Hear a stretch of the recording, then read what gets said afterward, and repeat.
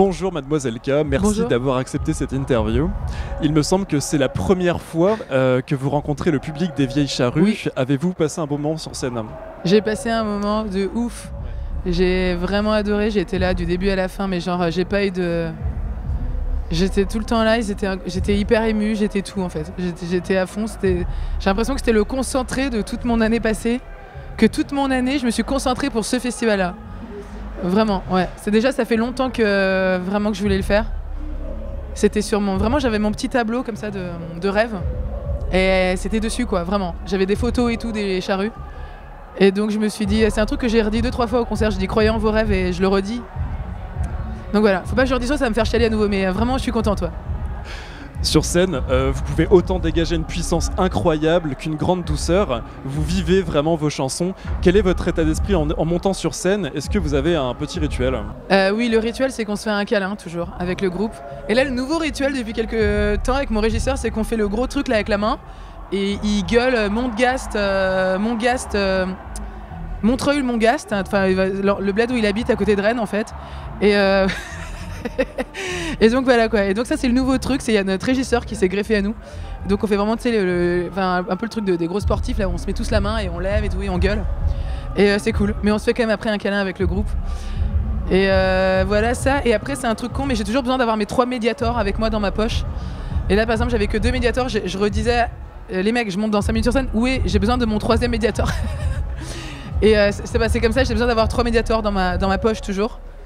Et voilà, donc c'est un petit truc à la con. Voilà, c'est des trucs simples. En 2022 est sorti votre dernier album, il porte votre nom de scène, Mademoiselle K. Ouais. Quand vous créez vos chansons, de quelle manière travaillez-vous avec Peter Combar, pardon? Alors là, je travaille pas qu'avec Peter en fait. C'est ça aussi qui est cool, c'est que Peter en fait c'est mon binôme de toujours, c'est mon frère de musique, de scène, voilà. Et comme les couples aussi, on se connaît beaucoup trop.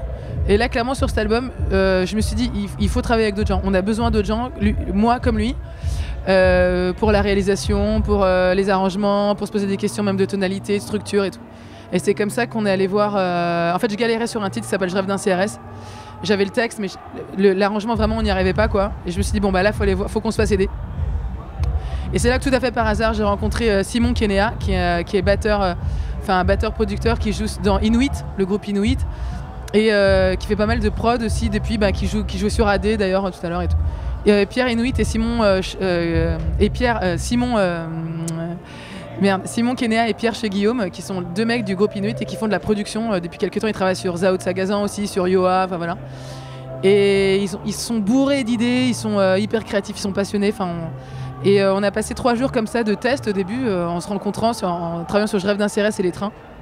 Et ça a été hyper productif, hyper bien. J'ai dit direct, ok banco, je fais l'album avec eux quoi. Et donc du coup, Peter était toujours là, parce que Peter est toujours là. Mais on a élargi l'équipe en fait quoi. Et ça a fait beaucoup de bien, je pense, à l'album, au projet, à mon écriture aussi. Enfin voilà, ça nous a aussi pas mal perturbé, Peter et moi, parce que du coup, Peter n'était pas toujours d'accord sur certains choix. Et mais au final, voilà quoi, tout est rentré dans l'ordre et ça fait partie de la musique en fait, de bousculer nos habitudes, de chercher des nouvelles recettes en fait, d'essayer des nouveaux alliages. Et pour moi c'est vraiment l'histoire de cet album là quoi. C'est l'élargissement de l'équipe et l'ouverture des possibilités quoi. C'est un album avec beaucoup de sensualité et de légèreté. Ouais. En tant qu'artiste, quelles intentions vous avez mises à l'intérieur? Vous venez d'y répondre. La sensualité il y en a toujours, dans chaque album je pense pratiquement il y a toujours un titre un peu cul quoi. Enfin, ça fait partie de la vie quoi en fait.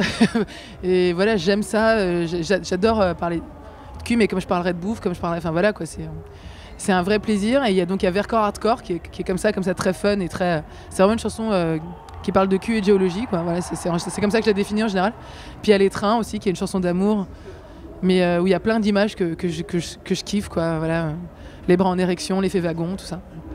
Et donc l'intention, beaucoup d'amour en fait, beaucoup d'amour, amour de l'humain, amour des paysages aussi, amour de la nature. Il y a aussi ça dans Trafiquante de Crète, où je parle, que j'ai créé en retour d'une rando dans les Pyrénées, où il y a une espèce de quête comme ça d'absolu dans cette chanson, d'aspiration à l'élévation, qui est un sentiment qui est, comment ça s'appelle, ça fait partie des ce qu'on appelle ça fait partie des sentiments positifs, l'élévation. C'est quand on est face à une montagne ou quelque chose de très grand, de plus grand que nous, ça nous fait du bien en fait, ça nous repose quoi. Et voilà, ça s'appelle l'élévation, ce sentiment, et je trouve ça très beau comme terme. Et c'est une chanson qui parle de ça entre autres, et puis de plein de choses. C'est rare qu'une chanson parle que d'une chose, parce que Trafiquante de crête, je dis aussi j'ai porté mon nom longtemps dans l'ascension. Il y a tout un truc aussi sur l'aventure Mademoiselle K. Est-ce que c'est fini? Est-ce que je vais peut-être faire un autre projet en fait? C'est pas tant que j'ai arrêté la musique, c'est peut-être que Mademoiselle K, je me suis posé, je me demande sérieusement si ce serait pas mon dernier album. Et si j'en ferais pas d'autres, mais autrement, d'autres projets, construire autrement, ne plus porter moi toute seule aussi ça. Parce que même si je suis entourée, c'est quand même mon projet. Si moi je me lève pas pour écrire, personne le ferait. Et je voudrais que quelqu'un me réveille pour écrire.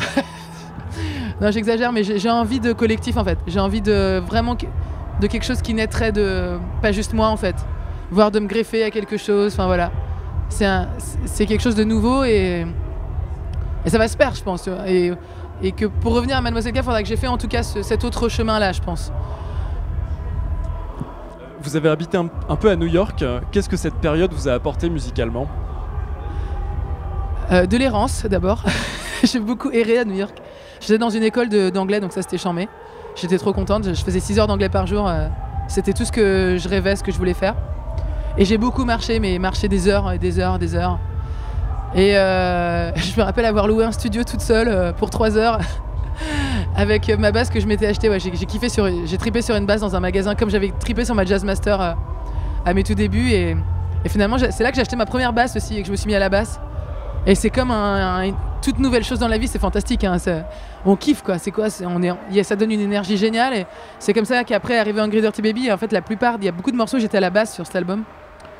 Et c'était une énergie nouvelle quoi. Enfin, New York c'est une stimulation permanente quoi. On est tout le temps en plus d'être dans l'anglais tout le temps, on a tout le temps envie de tout faire.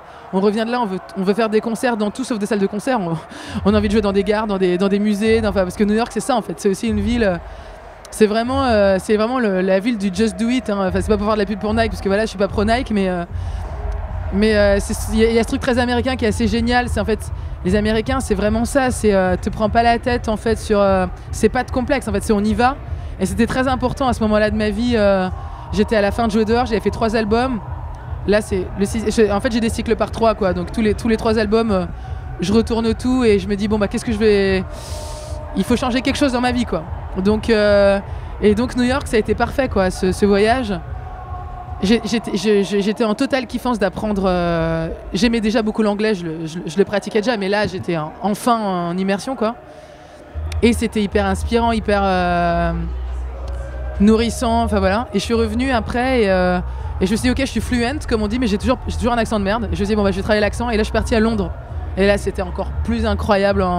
C'est la folie en fait, les Anglais, mais en fait la culture du son qu'ils ont. Enfin, j'étais dans un quartier où tous les vendredis ils mixaient avec des vinyles dans un magasin de vinyle quoi à côté. Donc il y avait un club aussi pas loin où il y avait tous les meilleurs groupes en fait qui après passaient en France dans des grosses salles. Ils passaient dans un club minable, enfin pas minable mais un tout petit club. C'était incroyable. Je disais putain. J'étais dans le cœur de toute la musique que j'admire le plus au monde, enfin de tous les artistes qui me font kiffer. C'était à Londres, quoi. Enfin, c'était en Angleterre. Et j'ai compris pourquoi la pop est anglaise aussi, parce qu'il y a un truc avec l'anglais dans le chant, je trouve. Il y a un truc qui vous place dans la voix tout de suite quand vous parlez anglais. Dans les intonations, c'est déjà du chant en fait, c'est déjà du placement. À tel point que j'avais des exercices de prononciation d'anglais et c'était mes échauffements de voix pendant longtemps. Vraiment je m'échauffais la voix en travaillant mes trucs de prononciation d'anglais quoi. Et depuis j'ai appris d'autres échauffements de voix, des vrais échauffements, des vrais vocalises. Mais quand même ouais, donc l'anglais c'est comme ça a été comme apprendre un nouvel instrument même presque. Il y a eu la basse et puis après il y a eu ouvrir, parce que dans l'anglais il y a au moins 6 voyelles différentes qu'on n'a pas du tout dans le français. Donc on apprend vraiment, ça t'ouvre l'oreille quoi. Donc voilà, c'est chiant, mais vraiment j'ai une passion pour l'anglais de toute façon et l'Angleterre. De ouf, j'ai très envie. Je suis pas retournée depuis avant le confinement et j'ai qu'une envie, c'est d'aller bouffer l'Angleterre, d'aller me faire un tour en van et d'aller dans tous les petits bleds et de parler avec les gens, quoi. Juste de parler avec les gens. Mademoiselle K, merci. Ouais. C'était un plaisir de vous rencontrer. Merci beaucoup. Merci.